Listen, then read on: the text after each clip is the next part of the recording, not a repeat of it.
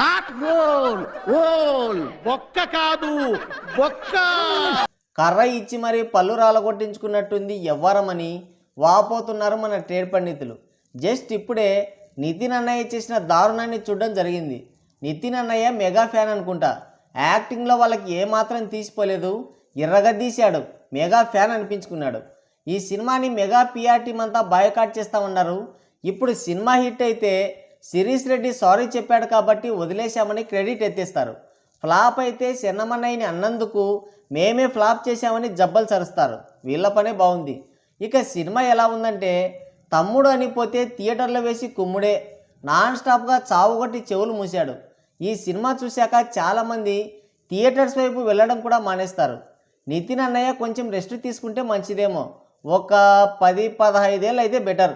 అలా కాదు ఫ్లాప్ అయినా పర్లేదు, మళ్ళీ వచ్చే నెలకి ఇంకో సినిమాతో వస్తా, నెల వస్తూనే ఉంటా అంటే మనల్ని ఇంకా కన్నప్ప కూడా కాపాడలేడు. ఈ సినిమాతో నితిన్ అన్నయ్య మళ్ళీ కంబ్యాక్ ఇస్తాడనుకుంటే అది కలగానే మిగిలిపోయింది. అన్నయ్యకి పూర్వ వైభవం ఇంకా కొనసాగుతోంది. అనవసరమైన సాహసాలు వద్దనుకుంటే సేఫ్గా ఇంట్లో ఉండండి, లేదా ధూల్పేట నాకు ధూల్ ఎక్కువ అనుకుంటే ఈ సినిమాకి వెళ్ళొచ్చు, అంతే. ఇక స్టోరీ ఏంటంటే హీరో నితిన్ అన్నయ్యకి చిన్నప్పుడే ఒక దిక్కుమాలిన ఫ్లాష్ బ్యాక్ ఉంటుంది. లయ ఆంటీ నితిన్ అన్నయ్య ఇద్దరు అక్క తమ్ముళ్ళు.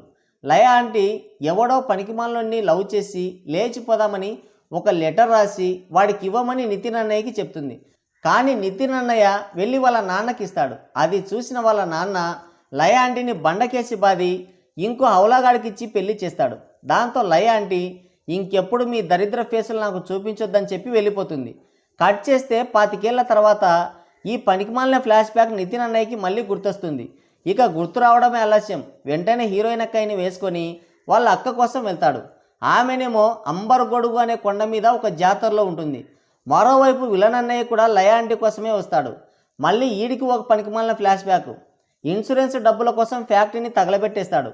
దాంట్లో 100 మంది చనిపోతారు. ఆ చనిపోయిన వాళ్ళ బంధువులు న్యాయం కావాలని ధర్నాకు దిగుతారు. దాంతో గవర్నమెంట్ ఒక కమిటీ వేస్తుంది. దాని హెడ్డే లయ ఆంటీ. లయ ఆంటీ ఫ్యామిలీని ఎత్తుకొచ్చి బ్లాక్మెయిల్ చేసి రిపోర్ట్స్ మార్చాలనేది విలన్ ప్లాన్. ఈ విధంగా అటు విలన్లు ఇటు హీరో ఒకేసారి అంబర్ గొడుగుకి వెళ్తారు. లయ ఆంటీ ఫ్యామిలీ మొత్తం అక్కడ చిక్కుకుపోతే నితిన్ అన్నయ్య ఎలా సేవ్ చేశాడు అనేది మీరు ఓటీటీలో చూసి తెలుసుకోండి. ఇక సినిమా ఎలా ఉందంటే భయంకరంగా ఉంది. Very very bad experience. Nitin అన్నయ్య మన పవర్ బాబు రెఫరెన్స్లు, power Babu songs, power Babu movie titles మీద పెట్టే శ్రద్ధలో సగం స్క్రిప్ట్ సెలెక్షన్ మీద పెడితే బాగుంటుంది. లేదంటే నితిన్ సినిమా వచ్చిందంటే చూడకుండానే ఏదో దిక్కుమాలిన సినిమాతో మళ్ళీ వచ్చాడే అని అనుకుంటారు జనాలు. నాని ఎంసీఏ, మహేష్ బాబు అర్జున్ సినిమాని కలిపి కొట్టి 2.5 గంటలు చావుకొట్టాడు. అక్క తమ్ముడు బాండింగ్తో ఎమోషనల్గా ఉంటుందనుకుంటే అక్కర్లేని తమ్ముడు సోదిలా అయ్యింది. సినిమా మొత్తంలో విలన్ ఎంట్రీ ఒక్కటి బాగుంది, అంతే. రౌడీలు వెంట పడుతుంటే నితిన్ లయ ఆంటీ ఇద్దరు బొక్కల ఫ్లాష్ బ్యాక్ గురించి సొల్లు కబులు చెప్పుకుంటుంటారు.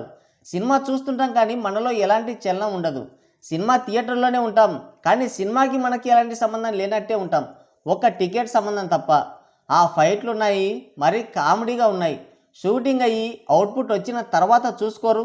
విలన్లు వెంట పడుతుంటే హీరోయిన్తో ఫోన్లో మాట్లాడడం, ముద్దులు పెట్టడం ఏంది? క్లైమాక్స్ ఫైట్ ఉంది బాబు, నవ్వాలో ఏడవాలో అర్థం కాలేదు. వీళ్ళు వెళ్ళే దారిలో విలన్లు బాంబ్స్ పెడతారు. ఒకటి పేలి అందరూ తలో చోట పడితే ఒక చిన్నపిల్లాడు మాత్రం బాంబు పక్కనే పడతాడు. బాంబ్స్ అన్నీ క్లియర్గా కనపడుతుంటాయి పైనుంచి.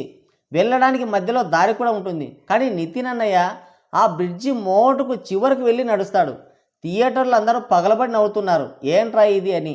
చాలా ఆర్టిఫిషియల్గా, ఓవర్గా, కామెడీగా ఉంది సినిమా. ఏదో చేయాలని పెద్ద సెటప్పే వేశారు కానీ దాన్ని సరిగ్గా నెరేట్ చేయలేకపోయారు. బ్లండర్ మిస్టేక్ ఏంటంటే సినిమాలో సరైన ఎమోషన్స్ పండలేదు. నితిన్ అలాగే లయ మధ్య వచ్చే ఎమోషనల్ సీన్స్ అనేవి చాలా దరిద్రంగా ఉన్నాయి.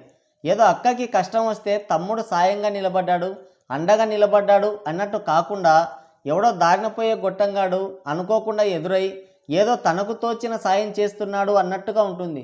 చాలా వరస్ట్గా ఉన్నాయి ఆ సీన్స్ అన్నీ. ఆ సీజీ వర్క్ కానీ బీజిఎం కానీ అస్సలు సెట్ కాలేదు. ఇక స్క్రీన్ ప్లే డైరెక్షన్ కూడా ఎత్తిపోయాయి. ఇవన్నీ కాదు, సినిమానే వర్కౌట్ కాలేదు.